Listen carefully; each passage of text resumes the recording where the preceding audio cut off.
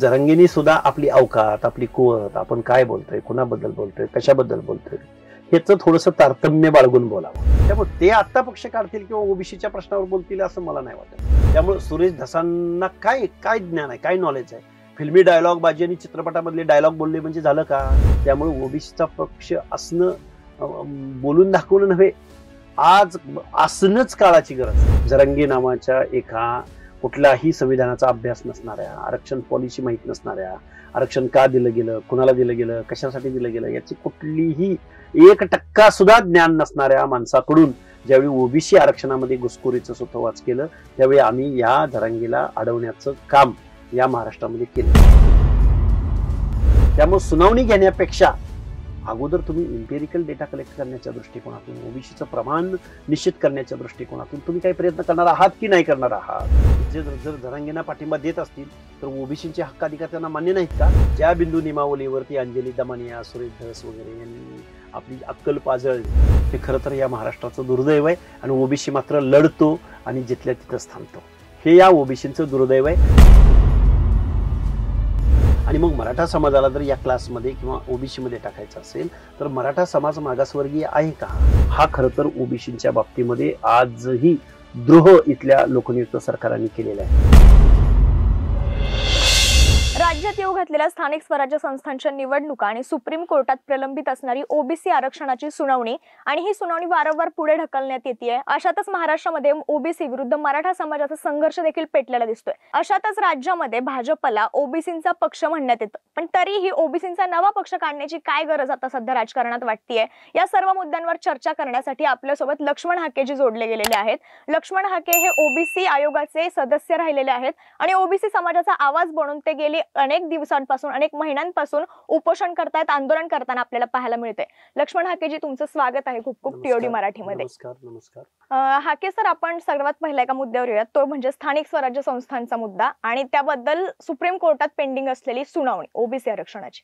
खरं तर विकास गवळी केसमध्ये या महाराष्ट्रामधलं ओबीसीचं आरक्षण खरं तर आदिवासी जिल्ह्यामध्ये चॅलेंज झालं पहिल्यांदा आणि त्याची व्याप्ती पूर्ण महाराष्ट्र आणि पुन्हा देशभर सुप्रीम कोर्टाच्या जजमेंटनुसार अशी व्याप्ती असताना एक सुप्रीम कोर्टाचं म्हणणं होतं की यांचा इम्पेरिकल डेटा कलेक्ट झाला पाहिजे आणि इम्पेरिकल डेटा कलेक्ट झाल्यानंतर मग त्याचं ॲनालिसिस झालं पाहिजे आणि ॲनालिसिसमध्ये ट्रिपल टेस्ट झाली पाहिजे. आणि जोपर्यंत ट्रिपल टेस्ट होणार नाही आणि ओबीसीचं प्रमाण कळणार नाही तोपर्यंत हे रिझर्वेशन अशा पद्धतीचा तो निर्णय होता. आणि गेल्या अनेक वर्षांपासून या महाराष्ट्रामधल्या महानगरपालिकांच्या निवडणुका होत नाहीत, जिल्हा परिषदांच्या होत नाहीत, नगर परिषदांच्या होत नाहीत. मध्यंतरी काही नगर परिषदांच्या निवडणुका झाल्या त्या ओबीसी आरक्षणाशिवाय झाल्या.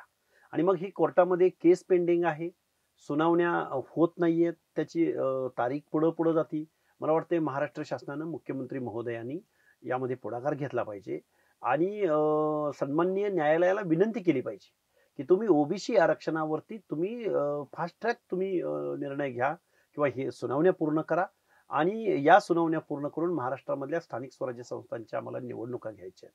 खऱ्या अर्थानं लोकनियुक्त सरकारनं यामध्ये पुढाकार घेऊन सन्माननीय न्यायालयाला ओबीसी आरक्षणासंदर्भात काही डिसिजन, काही अंतरिम किंवा अंतिम म्हणत नाही मी, अंतरिम तरी काहीतरी डिसिजन झाल्याशिवाय या महाराष्ट्रामधल्या पंचायत राजच्या निवडणुका होणार नाहीत.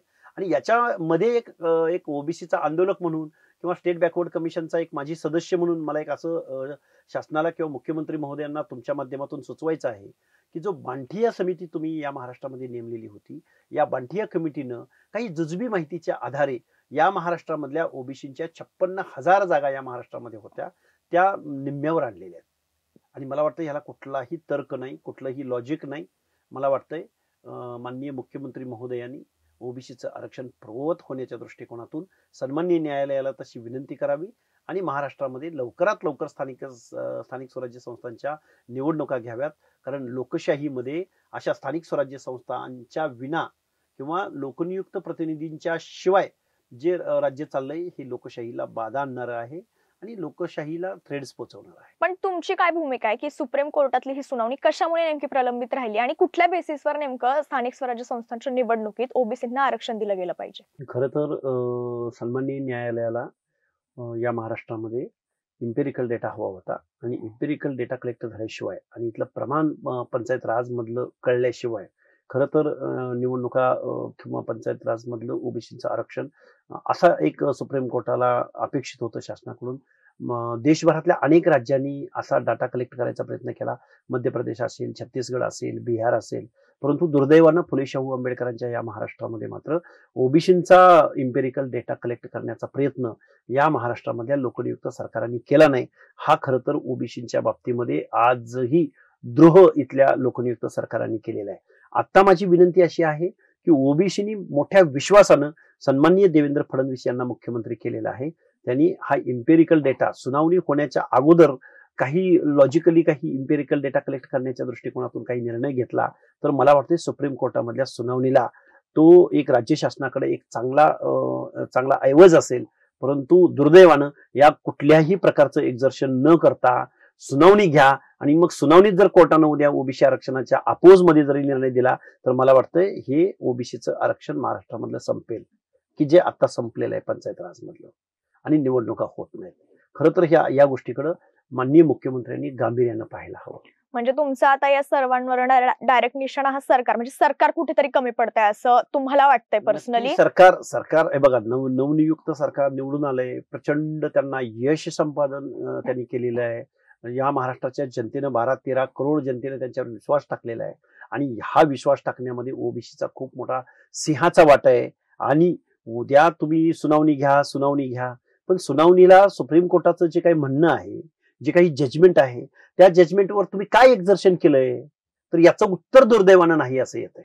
त्यामुळे सुनावणी घेण्यापेक्षा अगोदर तुम्ही इम्पेरिकल डेटा कलेक्ट करण्याच्या दृष्टिकोनातून ओबीसीचं प्रमाण निश्चित करण्याच्या दृष्टिकोनातून तुम्ही काही प्रयत्न करणार आहात की नाही करणार आहात का? परत एकदा जर सुप्रीम कोर्टानं जर यांच्या टोटल भूमिकेवर जर संशय व्यक्त केला तर मग शासन कुठं जाईल?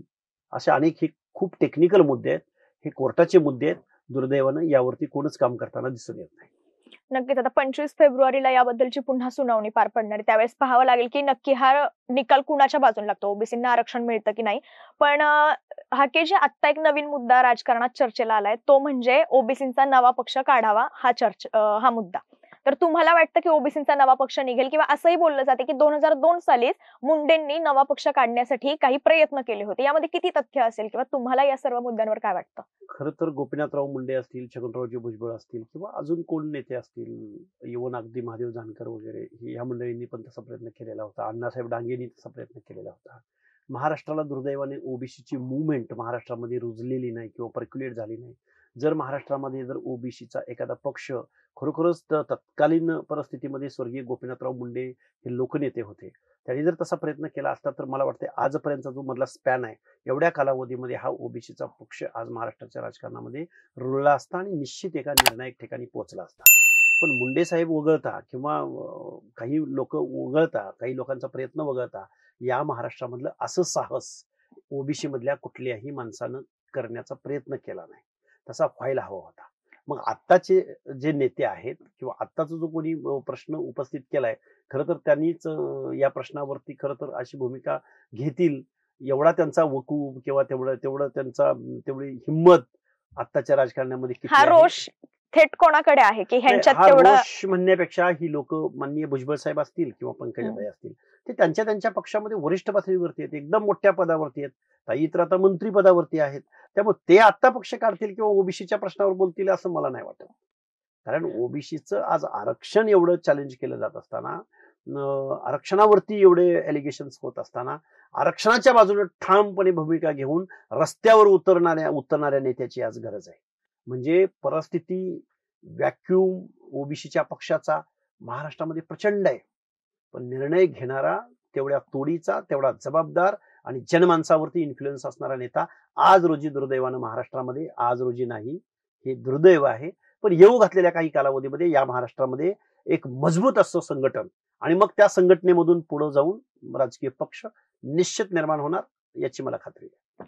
पण सर तुम्ही तर म्हणता की हा पक्ष कोणाच्या मध्ये तेवढं क्षमता नाही किंवा सक्षम नाही पक्ष काढण्यासाठी, पण भाजप हा पक्ष खरं तर ओबीसींसाठीच आहे असं म्हटलं जातं. जसं की शरद पवारांचा पक्ष हा मराठा समाजासाठी उदयास आलता असं त्या काळात म्हटलं जातं, तसं भाजप हा पक्ष देखील ओबीसींचाच आहे असंही म्हटलं जातं. ओबीसी हा भाजपचा वोट बेस आहे, तर असं का म्हटलं जाते पुन्हा की ओबीसींचा नवा पक्ष काढावा, ही गरजच का नाही, वाटते खरं पहिली तर गोष्ट? भारतीय जनता पार्टी खरं तर माधव फॅक्टर किंवा हम्म. ओबीसीचा डीएनए वगैरे वगैरे सो अँड सो महाराष्ट्रामध्ये सत्तेत भाजपला बसवलं तेच मुळात ओबीसी, तेच मुळात माधव फॅक्टरना. परंतु भारतीय जनता पार्टी सत्तेमध्ये ज्यावेळी जाते त्यावेळी त्यांना कारखानदारांची मदत घ्यावी लागते किंवा कारखानदारांना ते आयात करतात आणि मग निर्णायक प्रक्रियेमध्ये मंत्रिमंडळातलं स्थान असो किंवा अजून कुठले महामंडळ असो किंवा मग तिकीट वाटपाचा प्रोग्राम असो किंवा आमदार खासदार असो किंवा नगराध्यक्ष महापौर पद असो, हे पुन्हा रुलिंग असणाऱ्या रूलर असणाऱ्या कम्युनिटीला किंवा त्या टोळीलाच भारतीय जनता पार्टी ही पुन्हा डिफरंट भारतीय जनता पार्टी असणारा पक्ष परत त्यांनाच पद देताना बघायला मिळतं आणि त्याच लोकांना आयात करून मंत्रिपद देताना दिसून येतो.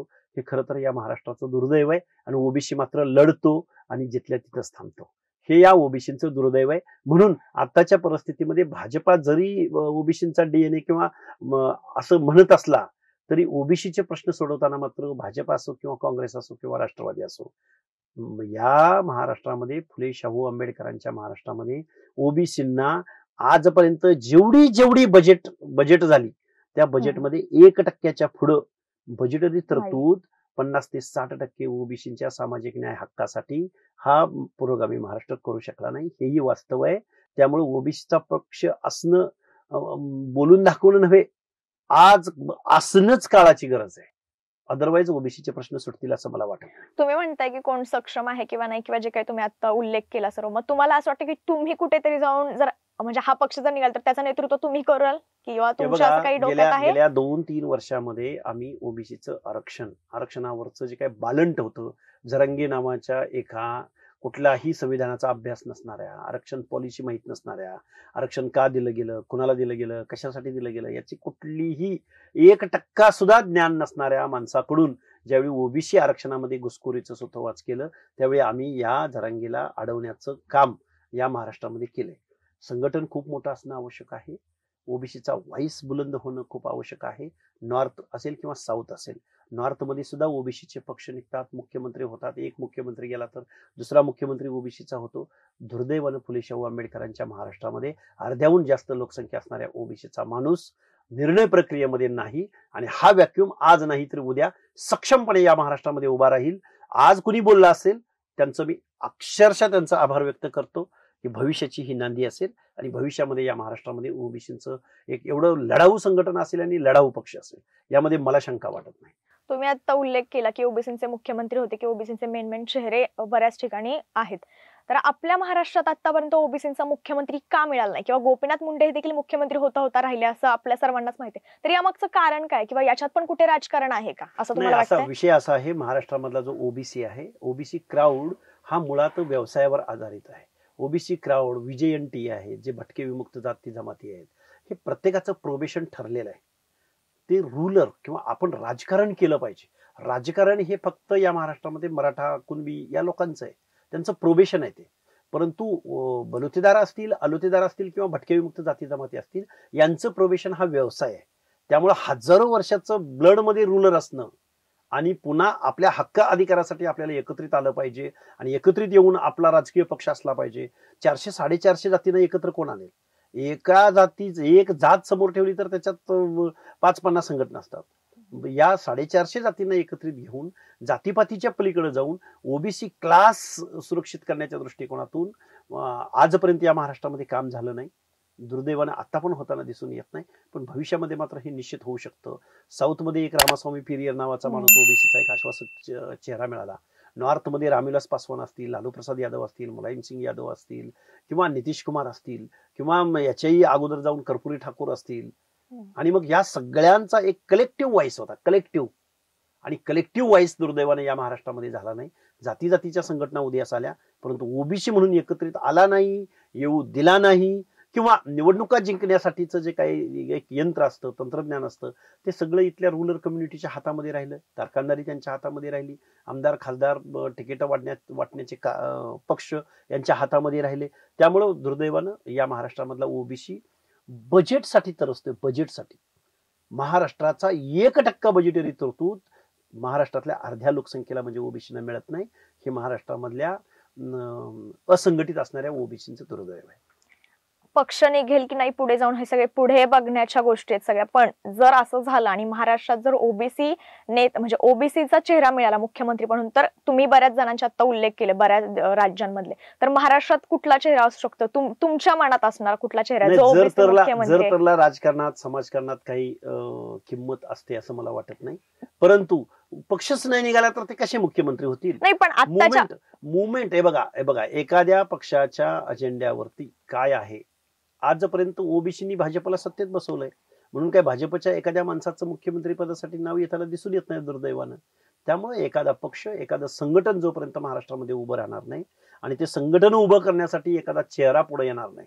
कर्नाटकामध्ये सिद्धरामय्या नावाचा जो मुख्यमंत्री आहे त्या मुख्यमंत्र्यानं कर्नाटकामधला ओबीसी प्लस दलित प्लस अल्पसंख्याक अहिंद अल्पसंख्याकू हिंदलतारू दलितारू याचं ज्यावेळी ट्रिपल बेरीज केली त्यावेळी सिद्धरामय्या नावाचा एक ओबीसी मधला एक कुरुबार म्हणजे धनगर समाजातला एक माणूस कर्नाटकामध्ये मुख्यमंत्री होऊ शकतो.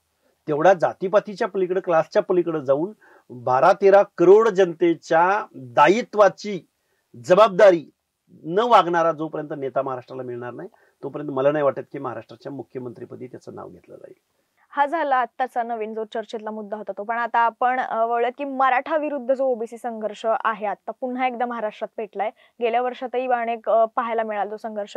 पण आता मनोज जरांगे यांनी थेट काही दिवसांपूर्वी देवेंद्र फडणवीस यांच्यावर निशाणा साधला होता. त्यामध्ये म्हणाले होते, आम्ही भोळी माणसं आहोत, आम्ही फक्त सांगावं आणि फडणवीसांनी ते करावं अशी आमची इच्छा आहे.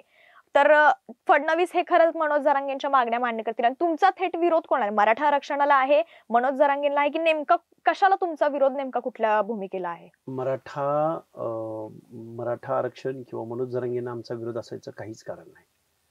आमचं म्हणणं एवढंच आहे की जो ओबीसी आहे, जो बलुतेदार आहे, जो आलुतेदार आहे, जो कुडमुड्या जोशी आहे, ज्या विमुक्त जाती आहे, ज्या भटक्या जमाती आहेत, जो मेंढपाळ आहे, जो ऊसतोड मजूर आहे, जो लमान तांड्यावरनं राहणारा लमान आहे म्हणजे बंजारा आहे, किंवा गावगाड्यातला बेरड आहे, बेडर आहे, रामोशी आहे, किंवा गावगाड्यातला फासे पारधी आहे, कैकाडी आहे, जोशी आहे, गोल्ले आहे, गोल्लेवार आहे, किंवा तेली आहे, किंवा गावगाड्यातल्या अशा 400-450 जातींच्या क्लासमध्ये जर माझा मराठा समाज आला तर शिक्षण नोकरीच्या एंट्री पॉइंटला तो टिकेल का? किंवा राजकारणामध्ये एखाद्या कॉर्पोरेशनच्या इलेक्शनला, एखाद्या पंचायतीच्या इलेक्शनला तो मराठा समाजाच्या कॉम्पिटिशनला उतरेल का? आणि मग मराठा समाजाला जर या क्लासमध्ये किंवा ओबीसी मध्ये टाकायचं असेल तर मराठा समाज मागासवर्गीय आहे का? सोशली बॅकवर्ड प्रूव्ह करू शकतो का? याचं उत्तर वेळोवेळी सुप्रीम कोर्टानं दिलेलं आहे, राज्य मागासवर्ग आयोगाने दिलेलं आहे. मग अट्टहास का? बेकायदा मागणी का करताय? जरांगेला कोण समजावून का सांगत नाही की तुझी मागणी बेकायदा आहे? प्रत्येक जण त्यांनी उपोषणाला बसावं आणि इथं सरकारने त्याला पायगड्या घालाव्यात. तुमचं राजकारण अडचणीत येतं म्हणून तुम्ही जरांगेला एंटरटेन करता आहात का? याचं उत्तर इथल्या पुढाऱ्यांना द्यावं लागेल. कधीतरी त्यांना सांगावं लागेल की तुमची मागणी बेकायदा आहे. हे साहस महाराष्ट्राचे माजी मुख्यमंत्री नारायण राणे यांनी केलं. मी त्या पक्षाचा अजिबात नाही, परंतु नारायण राणे म्हणाले की आम्ही सोशली बॅकवर्ड नाही आहोत, आम्ही मराठा आहोत. हे साहस कुठला पुढारी दाखवणार आहे या महाराष्ट्रामध्ये? आणि असं जर तुम्ही साहस नाही दाखवलं तर मला वाटतं या ओबीसीच्या हक्क आणि अधिकारावर गंडांतर या जरांगे नावाच्या खुळचट माणसाच्या माध्यमातून या महाराष्ट्रामध्ये येईल आणि आम्ही ते कदापि होऊ देणार नाही. सर, तुम्ही आता वेगवेगळ्या जातींचा उल्लेख केला, 450 जाती म्हटल्या आणि असंही म्हटलात की माधव पॅटर्नमुळे महायुती जिंकून आली. पण माधव पॅटर्न मध्ये फक्त माळी, धनगर, वंजारी हे याच जाती होते, तर बाकीच्या राहिलेल्या जातींचं प्रतिनिधित्व कोण करताय? या महाराष्ट्रामध्ये भारतीय जनता पार्टीला वाड्या वस्त्यावरती भारतीय जनता पार्टी ही शहरामधली किंवा शहरी भागातल्या एक ठराविक लिमिटेड भागामधली भारतीय जनता पार्टी होती. पण वसंतराव भागवतांनी एक फॉर्म्युला पुढे आणला की माधव, माळी, धनगर, वंजारी. मग त्यामध्ये फरांदे असतील, अण्णासाहेब डांगे असतील आणि गोपीनाथ मुंडे असतील, या 3 चेहऱ्यांना माधवमधून पुढे घेतलं गेलं आणि माधव पॅटर्न या महाराष्ट्रामध्ये पुढे आला आणि त्या माधव पॅटर्नच्या आधारावरती भारतीय जनता पार्टी ही महाराष्ट्रामधल्या गावगाड्यामधल्या वाड्या वस्त्यावरती पोहोचण्यात यशस्वी झाली. की ज्या महाराष्ट्रामध्ये काही ओबीसी मधल्या काही मेजर जाती आहेत 5-6, त्या 5-6 मेजर जातींना भाजपनं आपल्याकडे घेण्याचा खूप मोठा प्रयत्न केला. त्यामध्ये तेली आहेत, त्यामध्ये लिंगायत आहेत, त्यामध्ये माळी आहेत, त्यामध्ये धनगर आहेत, त्यामध्ये वंजारी आहेत, त्यामध्ये बंजारा आहेत. या जातींना म्हणजे मेजर ओबीसी मधल्या जातींना भारतीय जनता पार्टीनं बेस वोटर बनवलं. आणि मग गावगाड्यामधला बलुता अलुता भटके विमुक्त जाती जमातीमधल्या अ ब क ड प्रवर्गातल्या जाती, या जातींना सुद्धा भारतीय जनता पार्टीमध्ये एक चांगला स्पेस मिळाला. नाव माधवचं असलं तरी महाराष्ट्रामधला ओबीसी मधला बहुतांश क्राऊड हा भारतीय जनता पार्टीचा बेस वोटर झाला.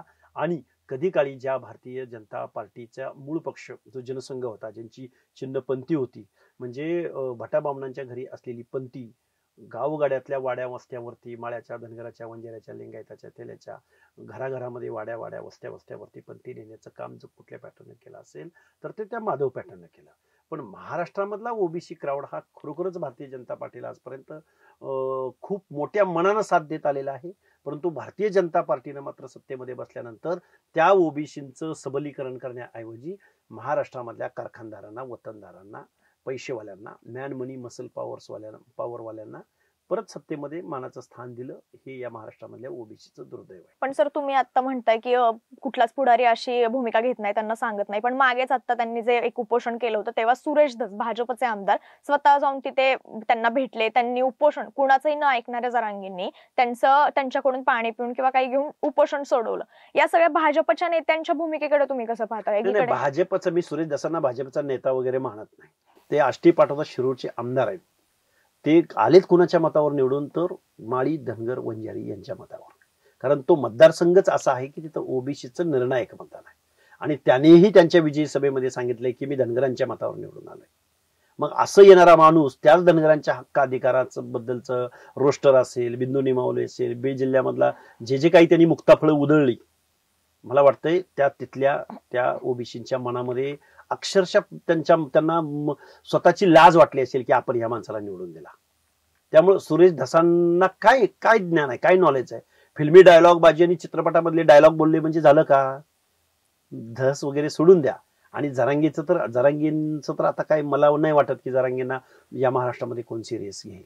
ठीक आहे, पण सुरेश धसांकडे आपला मुद्दा वळाला आहे. तर सुरेश धस यांनी संतोष देशमुख हत्या प्रकरणात अनेक मुद्दे लावून धरले. मनोज जरांगे सुरुवातीला होतेच, त्यांनीच सगळ्यात सुरुवातीला आंदोलन केलं. पण नंतर सुरेश धस पुढे आल्यानंतर त्यांनी अनेक मुद्दे लावून धरल्यानंतर असं बोललं गेलं की देवेंद्र फडणवीसांनी मनोज जरांगेंना साईडलाईन करण्यासाठी कदाचित धसांना पुढे केलं असावं. यावर तुमचं काय मत आहे? किंवा हे बघा, जर तर फडणवीसांनी सांगितलं वगैरे वगैरे असं करण्यापेक्षा मी असं म्हणेन की सुरेश धसांनी कुठेतरी त्या बीड जिल्ह्यामध्ये आपला व्हॅक्युम शोधायचा प्रयत्न केला, आपला पॉलिटिकल मेरिट सेट करायचा प्रयत्न केला. आणि जी भावना आहे, आणि दुर्दैवानं त्या स्वर्गीय संतोष देशमुखांच्या हत्येचं भांडवल त्यांना मिळालं. खरं तर त्यांनी विजयी मिरवणुकीमध्ये लक्ष्मण आखे आणि पंकजा मुंडेवर टीका केली होती. अहो, जिंकून आलेला माणूस स्वतःच्या पक्षाच्या नेत्याविरुद्ध कधी टीका करेल का? त्यामुळे ते त्या शोधात होते. स्वर्गीय संतोष देशमुख यांच्या हत्यारांना शिक्षा झाली पाहिजे, त्यांना न्याय भेटला पाहिजे, त्याच्या विरुद्ध मोर्चा ह्या सगळ्या गोष्टी मान्य आहेत ना. आम्हालाही अमान्य असायचं कारण काय? पण त्याचं राजकारण करून मी कसा आणि मग माझं काय, हे जे काय मांडण्याचा प्रयत्न, पॉलिटिकल मेरिट शोधण्याचा प्रयत्न जसांकडून झाला, हे दुर्दैव आहे असं मला वाटतं. पण तुम्हाला असं वाटतंय का की धनंजय मुंडेंचा त्यांचा वाद हा बऱ्याच वर्षांपासूनचा आपल्याला माहिती आहे, तर हे संतोष देशमुखांना न्याय मिळवण्यासाठी कमी, पण धनंजय मुंडेंना डॅमेज करण्यासाठी जास्त धस का सध्या सक्रिय आहेत? सुरेश धस हे बीड जिल्ह्यामध्ये पहिल्यांदा कधी मुंडेंच्या विरोधामध्ये असायचे, स्वर्गीय गोपीनाथराव मुंडेंच्या, कधी त्यांच्या बाजूने असायचे. सुरेश धस हा एक बेरकी माणूस आहे.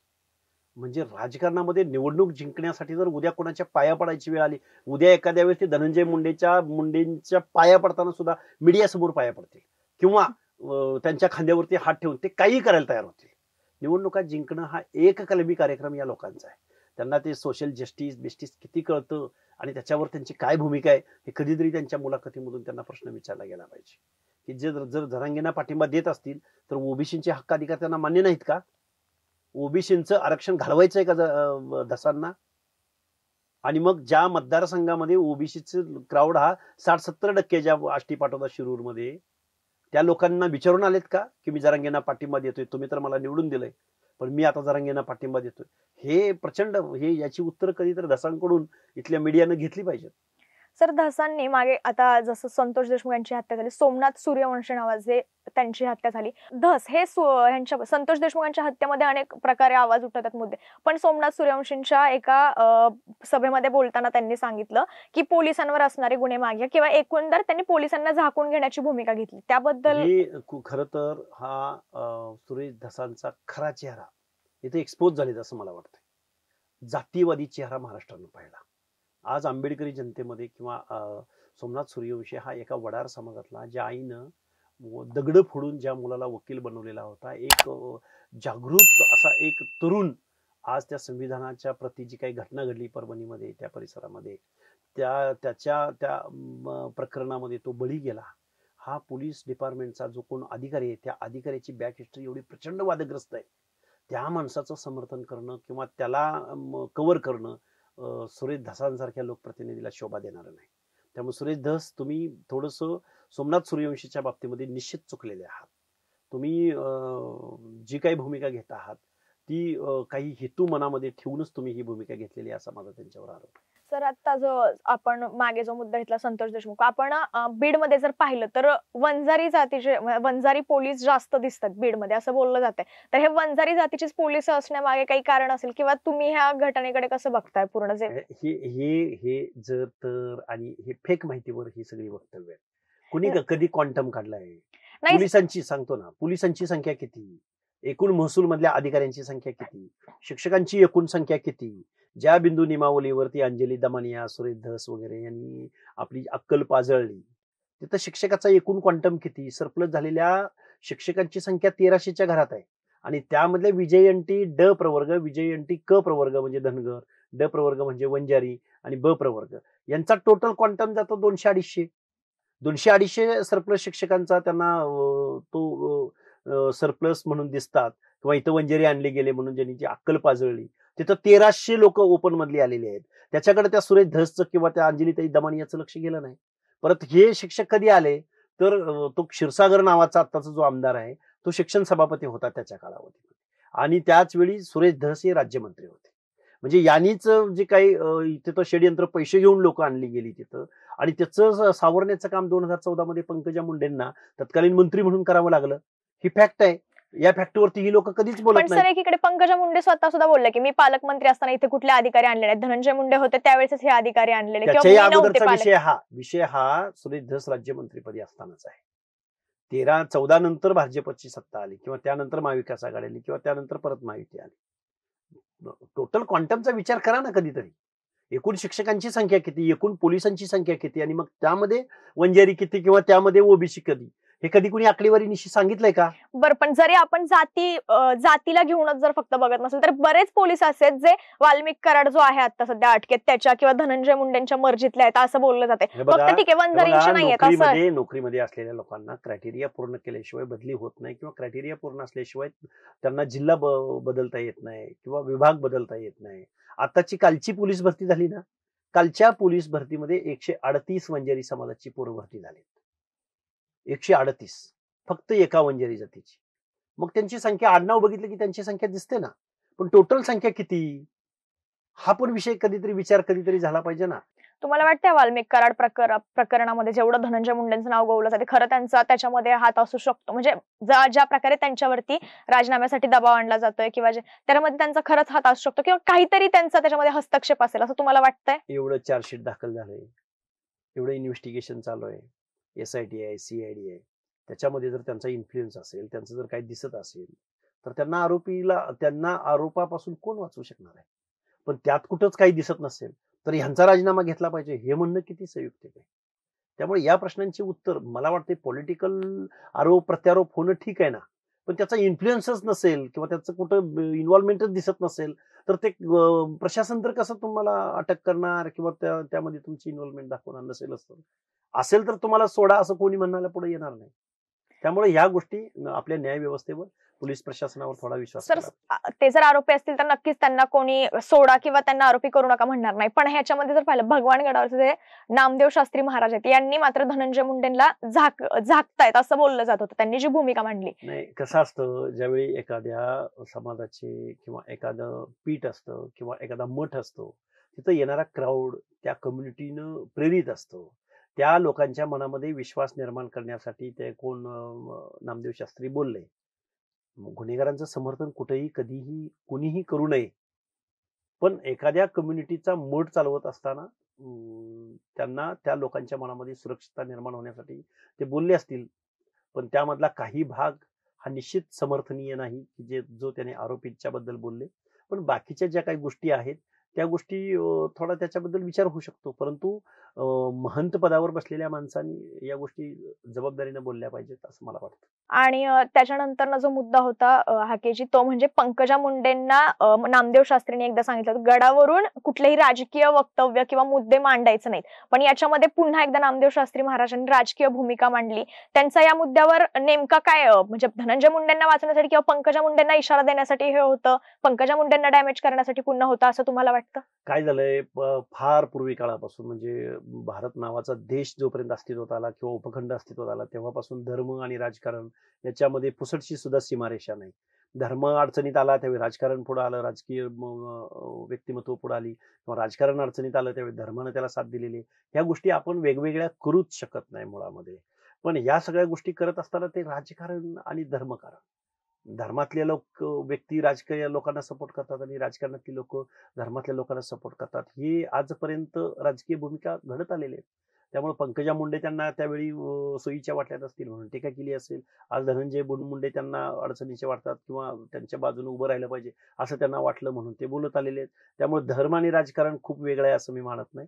त्यामुळे त्यांची राजकीय भूमिका होती का धार्मिक भूमिका होती, ते मैत्रीचा धर्म वाचवण्यासाठी पुढे आले का आणि कशासाठी पुढे आले, खरं तर याच्यावरती सफाईदारपणे तेच उत्तर देऊ शकतात. पंकजा मुंडेंचा उल्लेख तुम्ही केला म्हणून विचारते, पंकजा मुंडेंचं गप्प राहणं हे खरंच त्यांची राजकीय बाजू सेफ करण्यासाठी असू शकतं का आणि धनंजय मुंडेंना जास्त डॅमेज करणं असू शकतं? नाही, हे बघा, पंकजा मुंडे असोत किंवा धनंजय मुंडे असोत किंवा अजून कोणी असोत, सत्याला सत्य म्हणण्यासाठी जे करेज लागतं किंवा वाईटाला वाईट म्हणण्यासाठी जे करेज लागतं ते अलीकडच्या राजकारणी लोकांच्याकडे असताना दिसून येत नाही. त्यांच्या डोक्यामध्ये एकच असतं, माझं राजकारण, माझा इन्फ्लुएन्स आणि राजकीय कारकीर्द.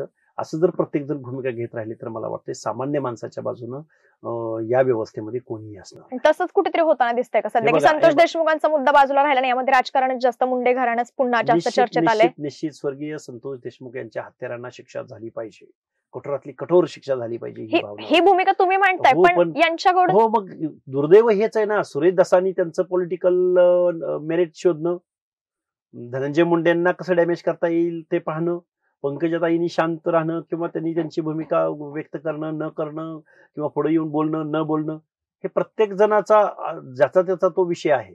परंतु दुर्दैवानं इथं सामान्य माणसाच्या बाजूने कोण उभं राहणार?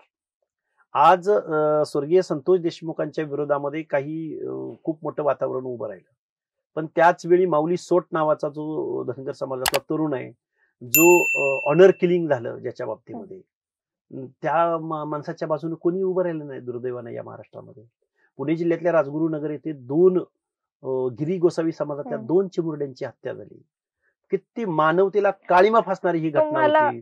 पण त्यामध्ये एवढं मीडिया ट्रायल किंवा एवढा आवाज किंवा इथली संस्कृती, इथल्या महिला आयोग, इथल्या महिलांसाठी काम करणाऱ्या, महिलांच्या म्हणत नाही मी, मानवतेच्या दृष्टिकोनातून काम करणाऱ्या जेवढ्या म्हणून एनजीओ आहेत, संघटना आहेत, अंजलीताई दमनिया बीड प्रकरणामध्ये किती इंटरेस्ट मॅडमना, पण त्यांना त्या 2 छोट्या चिमुरड्यांची हत्या झाली. त्या प्रकरणात लक्ष घालावंसं वाटलं नाही. हे सिलेक्टिव्ह प्रोग्राम आहेत, हे पॉलिटिकल प्रोग्राम आहेत.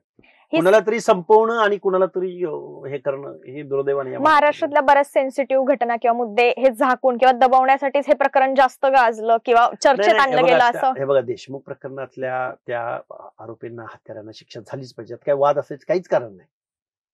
पण तुम्ही एकाच प्रकरणाला तुम्ही एवढं प्रकरण धसास लावतात, पण तेच प्रकरण बाकीच्या लोकांच्या बाबतीत बोलत नाही. हे दुर्दैवानं कुठंतरी, ज्यावेळी सोशल वर्कर म्हणून मी ज्यावेळी काम करतो तेव्हा गुन्हा घडला की माझं पहिलं कर्तव्य असतं की तिथं राजकारण न करता त्या व्यक्तीला कसा न्याय मिळवून दिला पाहिजे.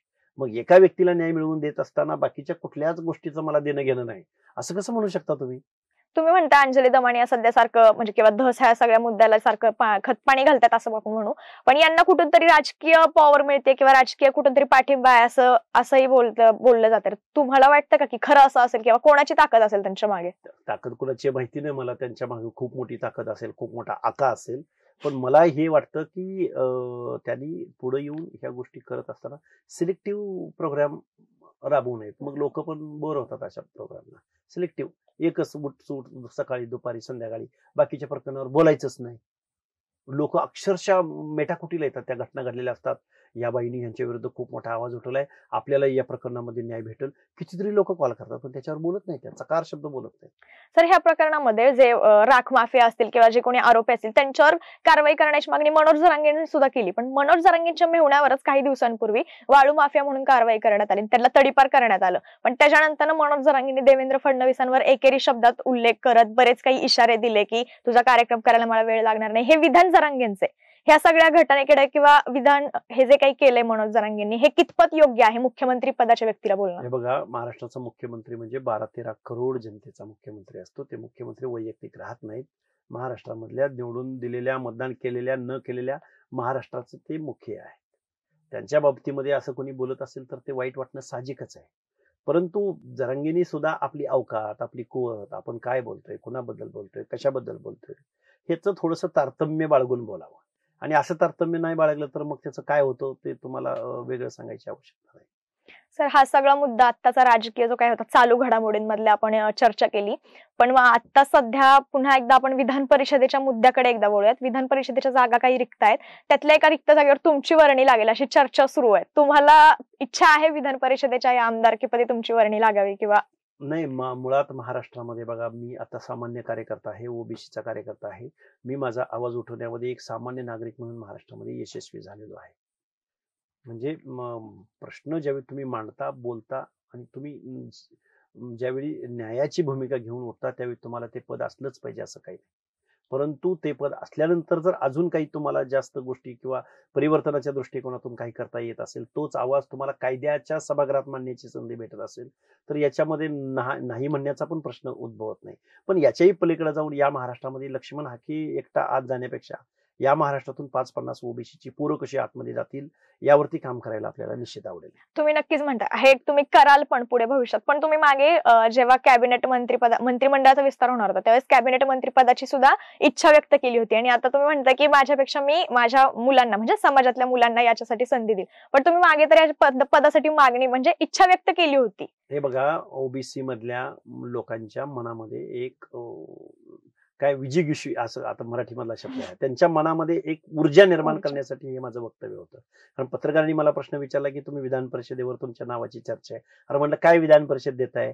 60% लोकांचा वॉइस बनायचा असेल तर एखादं कॅबिनेट मंत्रीपद द्यावं लागेल की जेणेकरून एवढ्या लोकांना मी न्याय देऊ शकेन.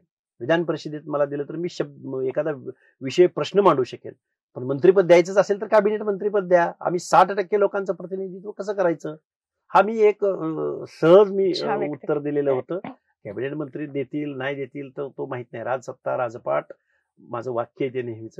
राजसत्ता राजपाट हा मागून मिळत नसतो, तर तो हिसकावून घ्यायची, बंडखोरी करण्याची तयारी आपल्याकडे असावी लागते.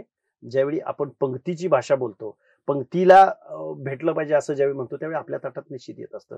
पण माझी पंगत उपाशी आहे, माझी कम्युनिटी उपाशी आहे, माझा क्लास उपाशी आहे आणि मला जर जेवायला वाढ म्हणत असेल तर मलाही मिळणार नाही आणि मला खायला सुद्धा कुठेतरी त्या बाबतीमध्ये मला ते योग्य वाटणार नाही असं वाटणार. जर परत मी तरचा ह्याच्यावर येते असं म्हणताल तुम्ही, पण जर तुमची विधान परिषदेवर वर्णी लागली तर तुमचा पहिला ओबीसी समाजासाठीचा निर्णय काय असेल किंवा तुमचं काय विजन आहे ओबीसी समाजासाठी? ओबीसी समाजासाठी 1% बजेट हे किमान 10% मी ज्या दिवशी घेऊन जाईन त्या दिवशी या महाराष्ट्रामधल्या ओबीसी विजयंती मधल्या पोरांचं स्किल महाराष्ट्राच्या विकासामध्ये मी सामील करू शकेन. आजही संधी विना पोरं, गावगाड्यामधली रनिंग करणारी पोरं, कबड्डी खेळणारी पोरं, खो खो खेळणारी पोरं, रेसलिंग करणारी पोरं, या पोरांना आजही योग्य संधी मिळत नाही. ती पोरं कोणाची आहेत तर ती विजयंतीची आहेत. ती पोरं कोणाची आहेत मी पर्टिक्युलरली बोलतोय, ज्याची शारीरिक क्षमता जास्त आहे, जो डोंगरदऱ्यामध्ये फिरतोय, वावरतोय, जो ऑलिम्पिक सारखं मेडल आपल्याकडे आणू शकतो, पण ती पोरं शोधली जात नाही. त्यांच्या कलागुणांना वाव भेटत नाही, त्यांना बजेट मिळत नाही, त्यांना शिक्षणाची द्वारं खुली नाहीत. भारत नावाचा देश, जगामध्ये 1 नंबरची लोकसंख्या, पण ऑलिम्पिकची मेडल आणायची झाली, ज्यावेळी आपण ऑलिम्पिकच्या मेडल पाहतो त्यावेळी एका हाताच्या बोटावर मोजणे एवढी सुद्धा बक्षीस आपल्याला भेटत नाही. हा क्राऊड जोपर्यंत इथल्या व्यवस्थेमध्ये सामील होणार नाही तोपर्यंत या देशाची तरक्की नाही, या देशाचा विकास नाही. आपण नक्कीच तुमचं जे विजन आहे ते पूर्ण व्हावं, कदाचित तुमची वर्णी लागावी अशी इच्छा व्यक्त करूयात. आणि सगळे जे काही प्रश्न आहेत ओबीसी समाजाचे म्हणा किंवा संतोष देशमुख हत्या प्रकरणातील आरोपींवर कारवाई असेल, परत स्थानिक स्वराज्य संस्थांच्या निवडणुकांमध्ये मिळणारं आरक्षण, हे सगळे मार्गी लागावेत ही जी तुमची इच्छा आहे ती पूर्ण होते का हे पाहावं लागणार आहे. पण आज तुम्ही टीओडी मराठीला जोडले गेलात, आमच्या प्रेक्षकांना तुम्ही अधिकची माहिती देऊ शकलात ओबीसी आरक्षणासंदर्भात म्हणा, आणि त्यासाठी धन्यवाद, खूप खूप धन्यवाद. थँक्यू, आभारी आहे.